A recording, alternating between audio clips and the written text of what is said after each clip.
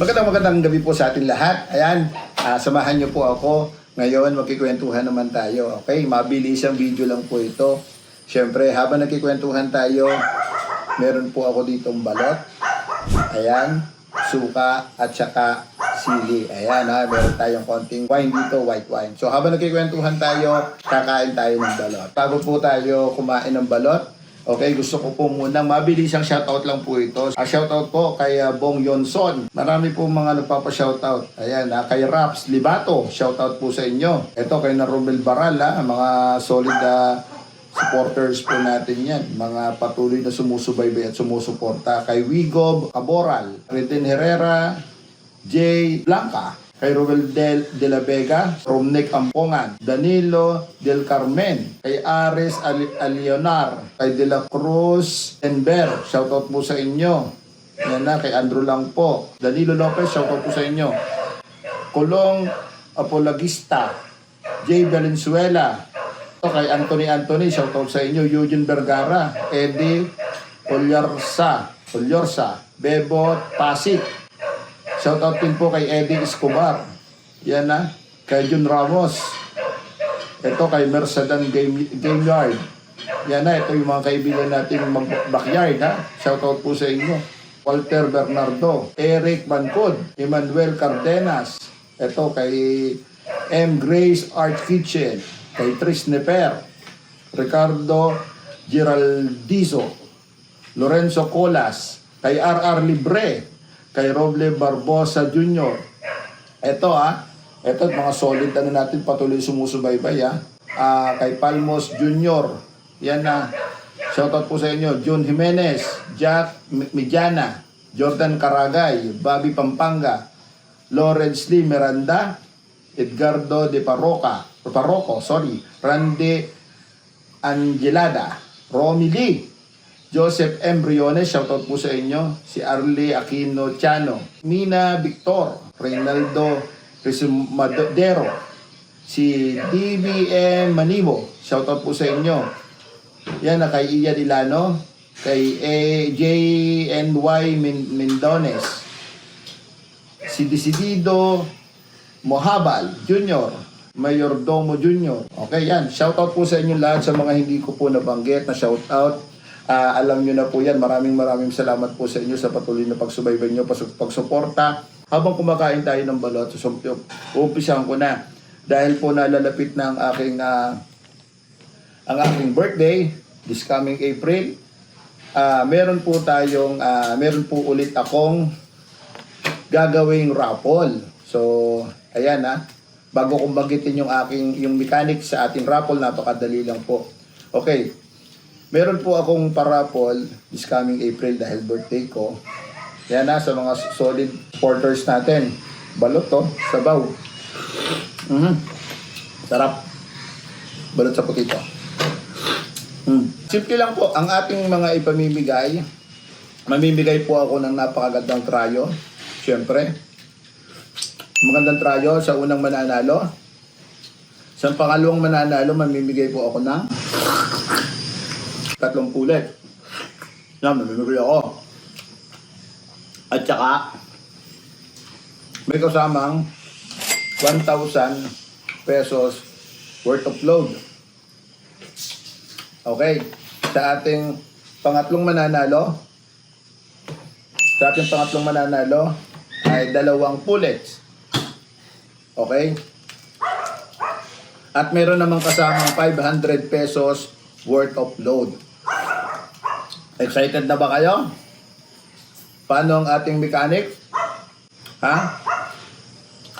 Uulitin ko, magkakaroon po tayo ng raffle sa April. Birthday ko po yan. Birthday ni Mysterious Guy. Napakasimple po ng ating mechanics. Mamaya. Ayan guys. So, ang mechanics lang po natin, itong video na to, wala pong iba kayong gagawin. Kailangan po i-share ninyo itong video na to. Kailangan po nakasubscribe kayo, nakafollow. I-check po yan ng editor ko, ng admin ko, kung sino po yung may pinakamaraming videos, may share. Yung pinakamaraming video na may share. Yan po yung ating mga pagpipilian. Ayan. Pero, automatic po, kasama po kayo dun sa raffle na gagawin natin. Ano po? Kailangan po na i-share nyo po yung mga videos ko at kailangan po nakapollow, nakasubscribe po kayo sa YouTube channel ko. Mysterious Guy Vlog. Ayan na. At yung gagawin ko pong raffle ay naka-live. Naka-live po yun para makita po ninyo na totoo yung ating gagawing raffle. Ano po? Nandun po, doon po natin ilalagay. So, again, ang unang mananalo po ay makakatanggap po ng tryo. Okay? Materials po. Isang brood pack at saka 2 pullets. Pangalawang mananalo po, 3 pullets at isang 1,000 worth of load. Sa pangatlong mananalo, 2 pullets at saka 500 pesos worth of load. So, ito. Yung mga nakalipas kasi na raffle, ang nagiging problema natin, malayo. Okay. Ngayon po, ang gagawin natin, basta kailangan po, kunin po ninyo sa farm yung premyo. Kasi hindi po natin yan ipadadala. Basta kailangan po, gawan nyo ng paraan, ipakuha yung ating mga premyo. Kung sino man po ang papala din, kailangan po, makuha ninyo o ipakuha ninyo yung inyong premyo. Okay po? Ayan. Again, napakasimple po ng mechanics natin.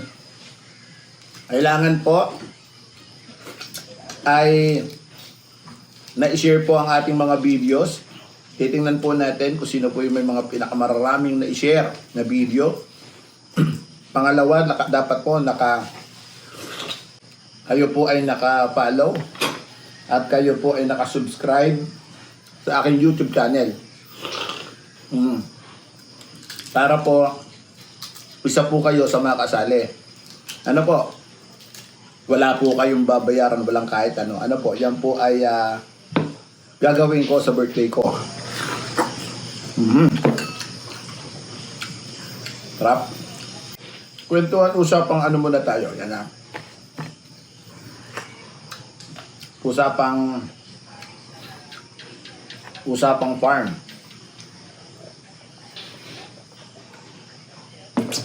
Ayan. Ito po lagi nagiging issue ng mga farm at saka ng mga handler o ng mga tao sa farm, no? Kanya-kanya po ng version yan, kanya-kanya po ng issue. Ano po? Sa akin po, ang aking masasabi lang, kailangan po dapat give and take. Nabasa ko ito sa isang comment ng isang GC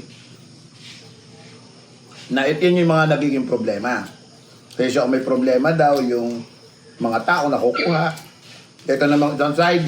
Kasi kung may problema daw, yung may-ari ng farm. So dapat give and take po tayo. Okay. Kailangan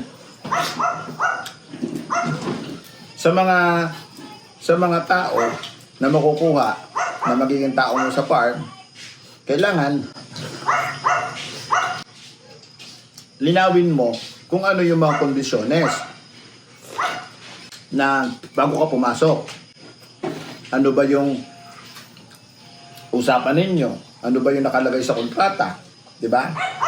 Hanggat maaari, dapat may black and white kayo. Para ikaw na handler o tao sa farm, kung magpapato ka, kung ano man mangyari, may labang ka. Ha? Okay naman, may pang-depensa ka. Kasi kanya-kanya ng version yan eh. Diba? Kung nakikita nyo naman na okay naman, ibigay nyo yung best ninyo. Ibigay ninyo yung best ninyo, gawin nyo yung party ninyo, kung binibigay naman yung tamang sweldo, tamang pagkain, hindi kayo ginugutom, ibigay ninyo yung part ninyo para naman yung may-ari ng farm, kahit pa paano, kumita rin. Kung pag kumita yung may-ari ng farm, may pampasweldo sa inyo. So, magkakatulungan. Okay, so may mga may-ari naman ng farm, dapat naman, ano din, kumbaga, mga tao ninyo sa farm, boy o handler, dapat, uunahin ninyo, dapat, bago magtrabaho yan, kailangan, busog ang tiyan yan. Ano, ibig ko sabihin, dapat, may pagkain, hindi nagugutom yung mga tao sa farm, para makapagtrabaho ng maayos. Diba? Pangalawa, isabihin ninyo kung ano yung dapat at hindi, yung gusto nyo at ayaw nyo, ipaliwanag ninyo para walang problema. No? At pagka nagkakaroon ng problema, hindi nananalo ang manok, pangit ang record, huwag nyo namang isisi agad sa handler. Tingnan ninyo, baka mamaya kayo din yung may mali. Diba? Tingnan ninyo. Medyo i-analyze ninyo dahil syempre, ang mga handler, mga boy, mga tao, ang puso niyan din, yung manalo yung manok para makakomisyon sila. Para may uwi sila sa pamilya nila. So, kumbaga, yun lang. Normally, yun yung mga nagiging nababasa ko na nagiging issue. So, kumbaga, anuhan lang. May mga handler at mga magpapato ka sa farm na mababait, maayos din naman. Diba? So, yung mga farm owner naman, naiintindihan din naman natin kasi syempre nangangapital sila, malaki ang kapital nila. So, uunawain natin, mag-uunawaan para maging maganda ang resulta. Di ba? Tama ako, mali. Yan yung mga nagiging issue, common problem yan, na may mga farm, na mga handler na namamasukan, yun yung mga common problem. Para maiwasan, maging malinaw sa both parties. Di ba? So, yun lang po. Bago ko ubusin tong balot na ito, so, gusto ko ulit pagpasalamat sa lahat po ng mga patuloy na sumusubaybay at sumusuporta. Huwag niyo pong kalimutan yung aking raffle this coming April na nalalapit kong birthday. Ayan. Okay, so magla-live ako para doon sa mga mananalo. Okay? So maraming salamat po sa inyong lahat.